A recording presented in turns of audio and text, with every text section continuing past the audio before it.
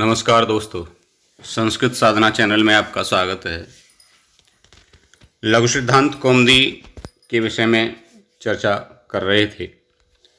प्रतियोगी परीक्षाओं के विभिन्न पाठ्यक्रमों में आपकी लघु सिद्धांत कौमुदी है और इसमें आपने मंगलाचरण के साथ 14 सूत्रों को पढ़ा और किस प्रकार से प्रत्याहार सिद्धि होती है ये आपने सीखा। और इन 14 सूत्रों से ही प्रत्याहार बनते हैं।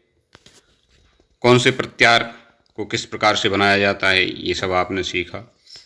इसके बाद विशेष रूप से मैंने आपको बताया कि वर्णों के उच्चारण स्थान किस प्रकार से हम तैयार कर सकते हैं और उनको आपने सूत्रों के माध्यम से तैयार किया होगा, मैंने आपको बताया। और वर्णों के उच्चारण स्थान से बहुत से प्रश्न आते हैं। यदि आपने ये तैयार कर लिए हैं तो निश्चित ही बहुत से आपके प्रश्न तैयार हो गए होंगे और बहुत सरल तरीके से ये मैंने आपको बताने का प्रयास किया। इसके बाद देखो, वर्णों से संबंधित थोड़ा सा विचार और करते हैं।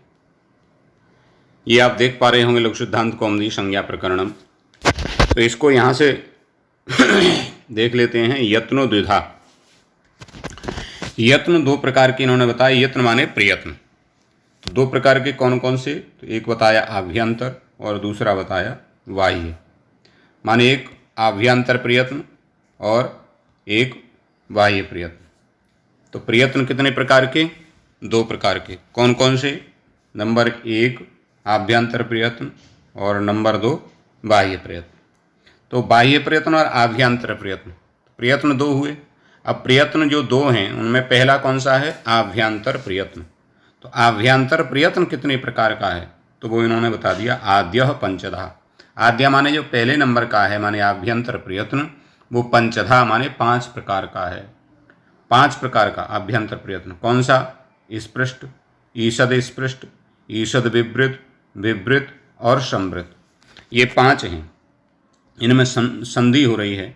ये सबसे पहला है स्पृष्ट, फिर ईषद स्पृष्ट, फिर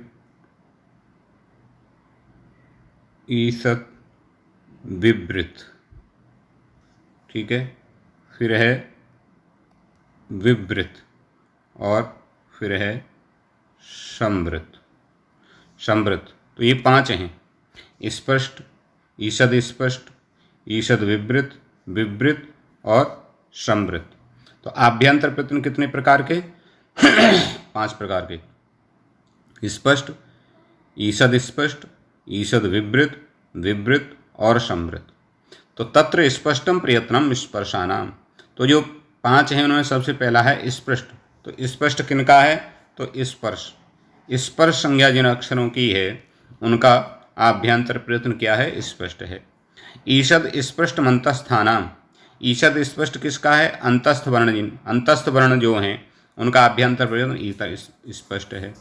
और ईषद विवृत मूष्मणाम। ऊष्माण जो अक्षर हैं उनका ईषद विवृत है। और विवृतम स्वराणाम। और स्वर जो हैं उनका आभ्यंतर प्रयत्न विवृत है।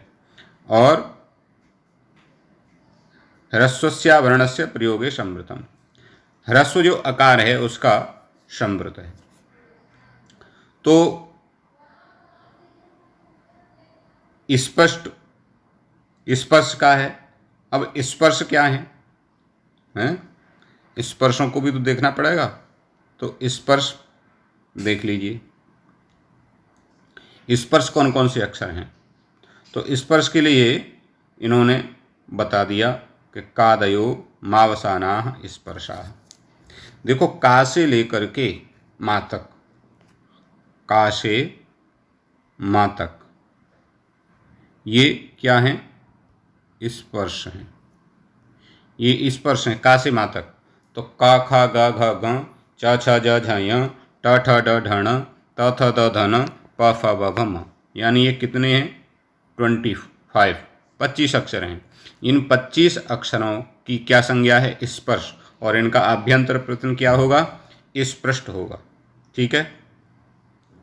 फिर इन्होंने बताया कि यणो अंतस्था, क्योंकि ईषद स्पष्ट अंतस्था नाम, तो अंतस्थ वर्णों का ईषद स्पृष्ट है, तो अंतस्थ वर्ण कौन से हैं, तो यणो अंतस्था। यण जो हैं उनको अंतस्थ कहा जाता है। तो यण कौन कौन से हैं, या व रा ल, य व र ल, ये 4 अक्षर यण हैं। तो यण इनको क्या कहते हैं, अंतस्थ, और इनका आभ्यंतर प्रयत्न क्या होगा, ईषद स्पृष्ट, ईषद स्पृष्ट होगा। सल ऊष्माण, तो विवृतम ईषद विवृत मूष्मणाम, ईषद विवृत आभ्यंतर प्रयत्न किनका है, ऊष्माण वर्णों का। तो ऊष्माण वर्ण कौन से हैं, बोले सल ऊष्माण, सल ऊष्माण। तो सल कौन कौन से हैं, ये सल प्रत्यार है, तो श स स और ह, ये हुए ना सल में। तो ये 4 जो अक्षर हैं ये ऊष्माण हैं। इन 4 अक्षरों का क्या हो जाएगा, ईषद विवृत हो जाएगा, ईषद विवृत ऊष्माणाम। तो स स स ये ऊष्माण हैं, और अचस्वराः, ठीक है। विवृतम स्वराणाम, स्वरों का क्या है, विवृत। तो स्वर किसे कहते हैं, तो अचस्वरा, आ ई उ री ल री ए ओ आई औ, ये 9 जो अच हैं इनको ही स्वर कहा गया है। तो इनका आभ्यंतर प्रयत्न क्या हो जाएगा, विवृत हो जाएगा। ये आपने आभ्यंतर प्रयत्न के विषय में विधिवत आपने पढ़ लिया, समझ लिया, ठीक है। अब दूसरा प्रयत्न 2 थे ना, एक आभ्यंतर प्रयत्न, एक बाह्य प्रयत्न। तो आभ्यंतर प्रयत्न 5 प्रकार के होते हैं, और 5 प्रकार के किस तरह से हैं ये आपने पढ़ लिया, ठीक है। अब कहा बाह्य प्रयत्नस्तु एकादशता, दूसरा जो प्रयत्न है बाह्य प्रयत्न वो कितने प्रकार का है, तो बताया 11। कौन कौन से, बोले विवारः, संवारः, श्वासो, नादो, घोषो, अघोषो, अल्पप्राणो, महाप्राण, उदात्त, अनुदात्त, स्वरित, ये 11 प्रकार के हैं। तो बाह्य प्रयत्न कितने प्रकार के होते हैं, 11 प्रकार के होते हैं, ये प्रश्न बनता है। अब कौन से अक्षर का कौन सा बाह्य प्रयत्न होगा, तो इन्होंने बता दिया, खरो विवारा श्वासा घोषाश्च। खर प्रत्याहार में जितने अक्षर आएंगे, ख फ छ ठ थ च ट त क प स स स, ये जो अक्षर हैं खर प्रत्याहार के, इनका बाह्य प्रयत्न क्या होगा, विवार श्वास अघोष। अब खायत्य से बाह्य प्रयत्न कहा तो विवार श्वास अघोष, ऐसे पूछ लिया जाएगा। दूसरा बताया हसः संवारा नादा घोषाश्च, हसः संवारा नादा घोषाश्च। हस प्रत्याहार में जितने भी अक्षर आएंगे, हय वर ल यम गण न झ भ घड़ ध ज ब गड़ ध, यहाँ तक। तो इसमें जितने भी अक्षर आएंगे उनका क्या हो जाएगा, संवार नाद घोष, संवार नाद घोष हो जाएगा। हय बरट से लेकर के जब गड़ के साथ तक इस हस प्रत्याहार में जितने भी अक्षर आएंगे उनका बाह्य प्रयत्न क्या हो जाएगा, संवार नाद घोष, ठीक है। अब ये 9 हो गए, विवार श्वास अघोष, संवार नाद घोष, उदात्त अनुदात्त स्वरित, 9 हो गए। अब ये अल्प प्राण और महाप्राण बचे। तो वर्गाणाम प्रथम तृतीय पंचमा यणश्चाल्प प्राण, वर्ग जो हैं हमारे 5, कवर्ग चवर्ग टवर्ग तवर्ग पवर्ग, ये 5 जो वर्ग हैं, तो इन 5 वर्गों का पहला अक्षर, फिर तीसरा अक्षर, पहला और तीसरा अक्षर और पंचम अक्षर, प्रथम तृतीय पंचमा, और य व र ल, य व र ल, इनका क्या हो जाएगा, अल्प प्राण हो जाएगा। और वर्गाणाम द्वितीय चतुर्थौ सलश्च महाप्राण, वर्गाणाम द्वितीय चतुर्थौ सलश्च महाप्राण, वर्गों का दूसरा अक्षर और चौथा अक्षर, और सल माने स स स और ह, इनका क्या हो जाएगा, इनका महाप्राण हो जाएगा। तो ये महाप्राण अल्प प्राण अक्षर पूछ लिए जाते हैं कि इस अक्षर का कौन सा प्राण है, या महाप्राण संज्ञक इसमें कौन सा अक्षर है। कोई अक्षर आपको दे दिए जाएंगे 4, और उनमें से पूछ लिया जाएगा कि इसमें महाप्राण अक्षर कौन है। तो ये महाप्राण और अल्प प्राण की विधिवत आपको तैयारी करनी चाहिए। मैं समझता हूँ कि ये ठीक तरह से आपके समझ में आया होगा। ये इन्होंने तालिका भी बना दी है ना। वर्णों के उच्चारण स्थान की तालिका है जो आपको बताया कि कंठ, तालु, मूर्धा, दंत, ओष्ठ, नासिका, कंठ तालु, कंठोष्ठ, दंतोष्ठ, यहाँ तक ये आपको मैं पहले वीडियो में बता चुका हूँ वर्णों के उच्चारण स्थान के विषय में। ये आभ्यंतर प्रयत्न बताए इन्होंने और बाह्य प्रयत्न बताए। देख लीजिए, ये आभ्यंतर प्रयत्न क्या है? स्पष्ट। वर्णों की संज्ञा क्या है? स्पर्श। स्पर्श संज्ञा कौन कौन सी है? तो का से लेकर के माँ तक, का से लेके माँ तक इतने भी अक्षर हैं, का से लेके माँ तक, ये जो 25 अक्षर हैं इनकी स्पर्श संज्ञा है। तो इनका क्या है? आभ्यंतर प्रयत्न क्या है? स्पष्ट है। अंतस्थ यावाराला इनका ईषद स्पष्ट है। सा सा साहा इनका ईषद विवृत है। और आ ए ओ ऐ औ ये जो हैं अच, ये इनका विवृत है, ह्रस्वकार का संवृत है।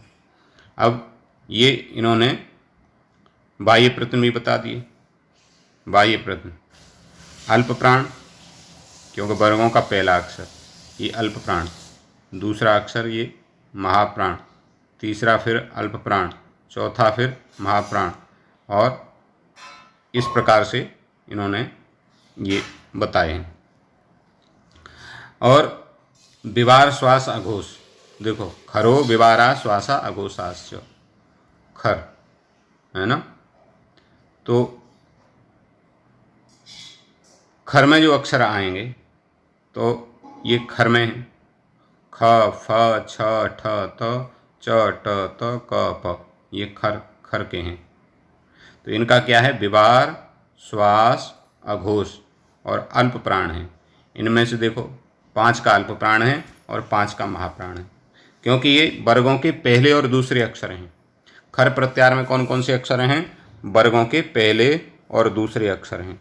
तो उनका क्या हो जाएगा? विवार, श्वास, अघोष, और पहले अक्षर जो है उनका हो जाएगा अल्प प्राण और दूसरे अक्षर जो है उनका हो जाएगा महाप्राण। आगे हसह संबारा नादा घोषाश्च, तो हस प्रत्याहार में जो अक्षर आए तो तीसरे और 5वें आए, तो इनका क्या हो गया? संबार, नाद, घोष। ठीक है, तो इनका ये दोनों का अल्प प्राण है, तीसरा और 5वां। और चौथे की लाइन इन्होंने अलग बना करके दे दी है, ये भी हस में ही आते हैं। तो संबार, नाद, घोष हो गया, इनका महाप्राण हो गया। ठीक है। यावाराला, तो यावाराला किस में आते हैं? तो ये हस में आते हैं। तो इनका भी संबार, नाद, घोष और यणस्य अल्प प्राणा, तो अल्प प्राण है, और संबार, नाद, घोष ये बाह्य प्रयत्न है। सा सा साहा का ये खर में आते हैं, तो विवार, श्वास, अघोष ये बाह्य प्रयत्न हो गया और महाप्राण हो जाएगा। ठीक है, तो इस प्रकार से ये आभ्यंतर प्रयत्न और बाह्य प्रयत्नों को आपने देखा। ये संज्ञा प्रकरण पूर्ण होता है अनुदित सवर्ण से चा प्रत्यय, ये सूत्र है। और इस सूत्र के बाद ये संहिता संज्ञा विधायक सूत्र, संयोग संज्ञा विधायक सूत्र और फिर सुप्तिगंतम पदम पद संज्ञा विधायक सूत्र है। ठीक है, तो ये संज्ञा विधायक सूत्र भी अक्सर पूछ ले जाते हैं। तो वर्णानाम अतिशयता सन्निधि संहिता संज्ञा स्यात्, वर्णों की अत्यंत सन्निधि को संहिता कहते हैं, माने एक दूसरे से मिल जाना। और संहिता और संधि लघु पर्यायवाची हैं। संयोग संज्ञा तो अज भी रव्य बहिता हलह संयोग संज्ञा शिव, अच से जो हीन वर्ण होते हैं उनकी संयोग संज्ञा होती है, जैसे जिनमें अच नहीं है ऐसे वर्ण, तो एक से अधिक यदि होते हैं तो वहाँ संयोग संज्ञा हो जाती है। और सुप्तिगंतम पदम, सुबंतम तिगंतम च पद संज्ञम स्यात्, सुबंत और तिगंत की पद संज्ञा होती है। सुबंत और तिगंत की कौन सी संज्ञा होती है? पद संज्ञा होती है। तो सुबंत, सुबंत क्या है? सुबंत है सुप, जिसके अंत में है वो सुबंत है। और सुप क्या? तो सु औजस अम औटसस टा भ्याम भ्यस गे भ्याम भ्यस गसे भ्याम भ्यस गस ओस आम गी ओस सुप। तो ये 21 प्रत्यय हैं। कितने प्रत्यय हैं? 21 प्रत्यय ये सुप प्रत्याहार में आते हैं। तो सुबंत जो हैं उनकी पद संज्ञा होती है। जैसे राम से सु लाएंगे तो रामः बनता है, तो रामः, रामौ, रामः ये सब पद हो जाएंगे, इनकी पद संज्ञा हो जाएगी। तो ये सुबंत क्या है, इनकी पद संज्ञा होती है।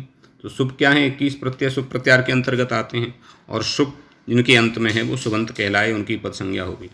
और दूसरा तिगंतम च, तिंग है, तो तिंग क्या है, तो तिंग कितने हैं, 18, ये 18 है। तिप तस झी सिप तस था मिब वस मस त आताम झ थास आथाम ध्वम इड वही महिन।